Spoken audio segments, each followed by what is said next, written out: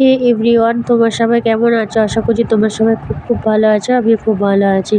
সন্ধ্যাবেলা একটু রেডি হয়ে বেরিয়ে পড়লাম পুজোর কেনাকাটা করতে। যেহেতু সামনেই তো পুজো চলে এসছে, তাই আজ থেকে পুজোর কেনাকাটা স্টার্ট করলাম। যেহেতু আজকে করবো ছেলেটার জামা প্যান্ট কেনা। ও মানে কিছুদিন ধরে পাগল করে দিচ্ছে, আর দুদিন ধরে তো বৃষ্টি হচ্ছে, বেরোতেই পারছিলাম না গো। সকাল থেকেও খুবই ঝিমঝিম করে বৃষ্টি পড়ছিল। সন্ধ্যাবেলায় বৃষ্টিটা থামাতে আমি ওকে বললাম চলো বেরিয়ে যাই, নাহলে আর কিছুই কেনাকাটা হবে না, বৃষ্টি ডেলি হতেই থাকবে। তারপর গেলাম, যাবো একটু হচ্ছে এম বাজার ওখানে গেলাম। মানে মানে ভেতরে ভাবলাম যে ভিড় নেই, তারপরে যে একটু আমি ভেতরটা দিয়ে ঢুকলাম, দেখলাম যে ভালোই ভিড় রয়েছে।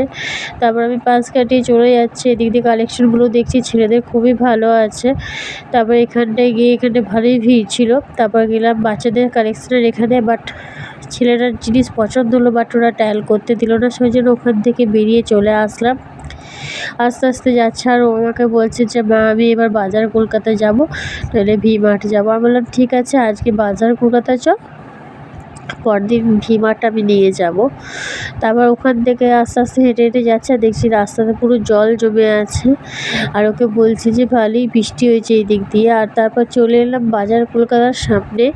এখানে গিয়ে দেখছি বাচ্চাদের কালেকশনগুলো খুবই সুন্দর, আর এখানে আমার মানে বাচ্চাদের কালেকশনগুলো সত্যি আমার খুবই ভালো লাগে। তারপর এখান থেকে ওর জামা প্যান্ট যা নিয়েছে এখান থেকে কেনাকাটা করলাম। তারপর এদিকে ওর একটা প্যান্ট দেখেছে, এটাও অনেকক্ষণ থেকে দেখছিল। তারপর কেনাকাটা করে বেরিয়ে চলে আসলাম ফুচকা স্টলের সামনে। এখানে আমরা ফুচকা খেলাম, ফুচকা খেয়েছি। তারপর ও এখনও খাবে, সেই জন্য বসেছিলাম।